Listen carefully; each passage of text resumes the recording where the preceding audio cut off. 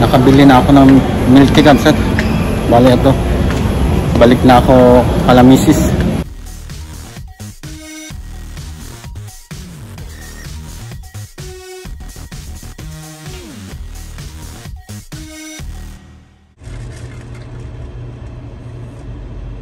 Magandang araw mga kabsat at pangalawang araw na namin dito sa Pinas at nandito pa rin kami sa Manila.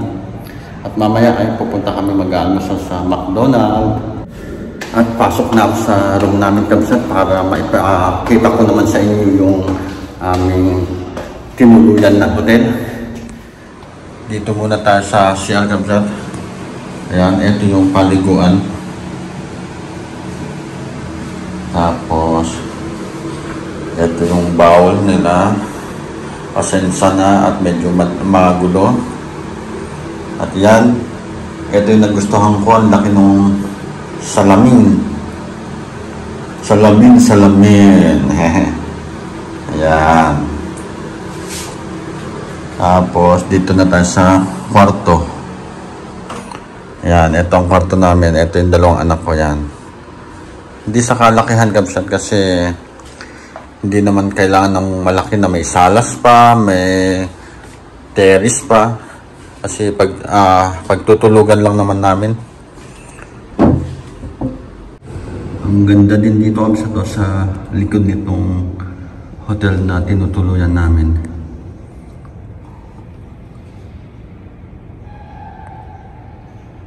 Tapos kabsat, si Mrs. pumunta sa bandang Ortigas dun sa OWA dahil kumuha siya ng OEC niya.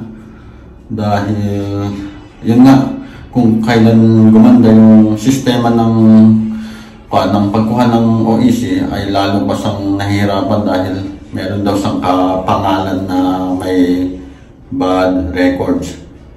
Dapat kabsat sa San Fernando, Pampanga SM sa kukuha ng OEC niya. Kaso wala na siyang makuhang online appointment. Grabe, puno na daw. Nagsimula pa kami kumukuha ng June, first week ng June. Para sa July, pag uwi namin ay doon na naman sa kukuha. Kaso wala na, puno na daw. Kaya napilitan kami mag-stay dito sa Manila. Papunta na kami para mag-almusal kabsat. At ako'y gutom na. Nung oras na lang, na nakabalik si Mrs. Medyo hindi pa din maganda ang panahon kabsat. Kaninang umaga napakalakas ng ulan. Pero mabuti na lang makulimlim at hindi sobrang init. Ayan yung tatlo.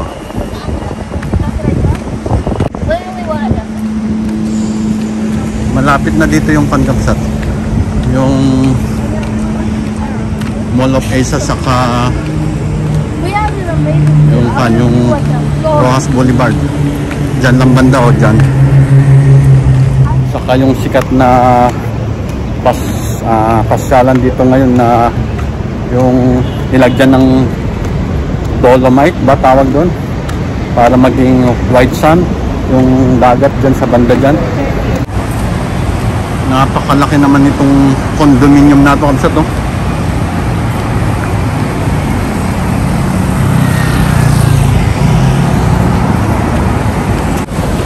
Bali, naglalakad lang kami kabsat papunta dun sa McDonald's dahil malapit lang dito sa hotel.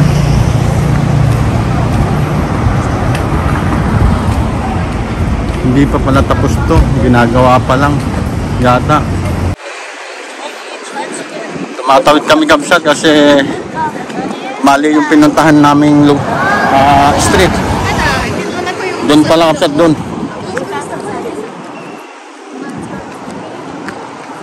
Oh my god, that's so perfect.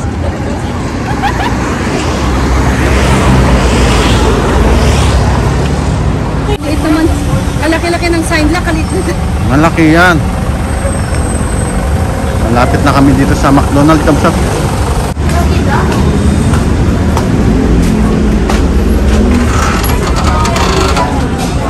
So, ito kabsat. Dito ka daw mag-order bago ka pumunta dun kabsat. Ito kabsat yung in-order namin. Nakalimutan ko ng i-vlog.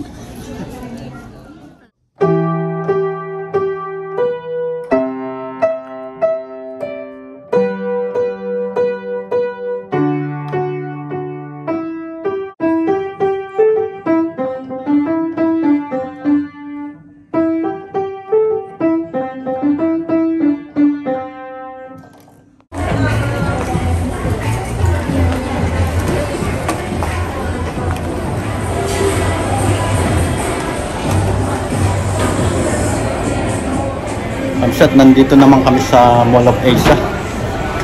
Pasapasal kami dito ngayon pagkatapos kumain ng McDonald's. Kamsat, bili muna ako ng medyas. Siguro ganito.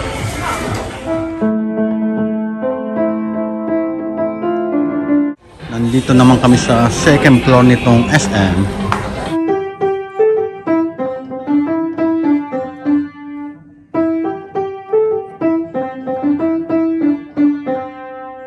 Ayan kabsat, meron palang pasukan ng papuntang IKEA dyan. 9273. Hinahanap namin kabsat yung Cold Stone at kakain kami ng ice cream. Kung meron pa dito sa SM. Pasok kami ulit kabsat. Doon daw kabsat, sabi ng mga anak ko, nakita na nila.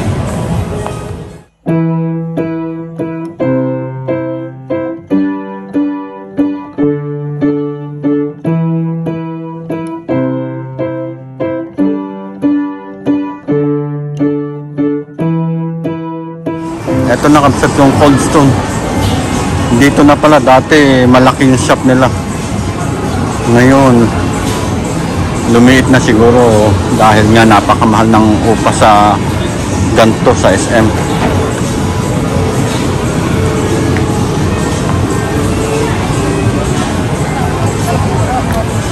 Mint? Yeah. Sa'yo mint, kauli yan? Okay.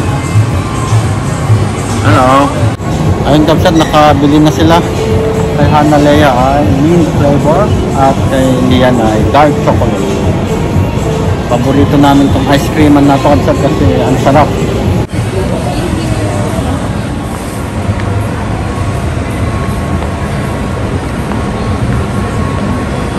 Ganda din dito. Ang ganda din dito kabsat, oh.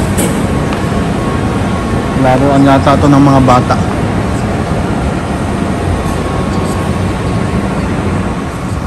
Kapsat, ipakita ko lang sa inyo itong ginagawa nilang dito sa Manila Bay Reclamation Project ng gobyerno. Yan, oh, grabe. Ang taas na nung tinatambakan nila doon, oh. Ang dami ng buhangin. Tapos dito din sa kabila, oh.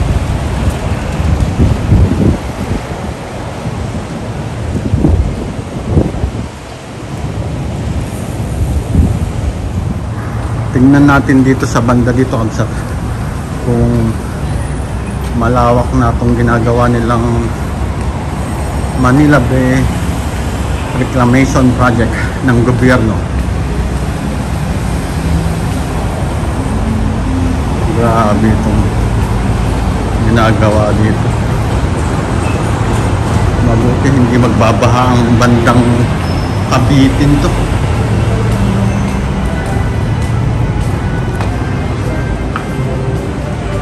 Ayan, oh, napakataas na nung mga buhangin kabsat, oh.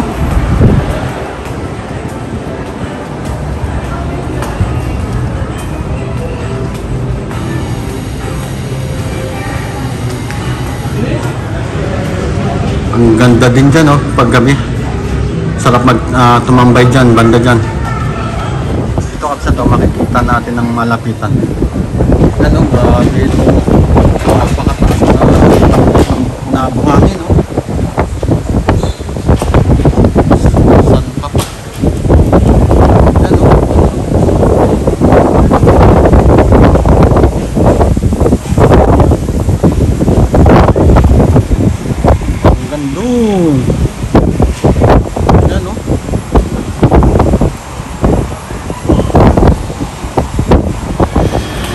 pumasok kami ulit dito sa loob ng SM Kamsat kasi napakainit sa labas. At eto, bumibili ako ng milk tea. I-try ko ang milk tea dito sa Pinas.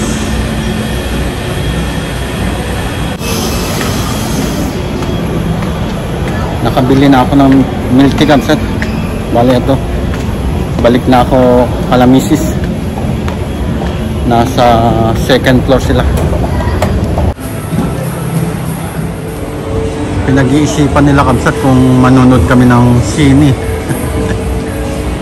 Ayun, tinitingnan nila yung mga pelikula. Kanina ice cream ang kinain nila, ngayon naman ay nandito kami sa potato corner. Bili daw sila kasi paborito nila ito, Kamsat. Ayun, Kamsat, niluluto na yung order ni Analea.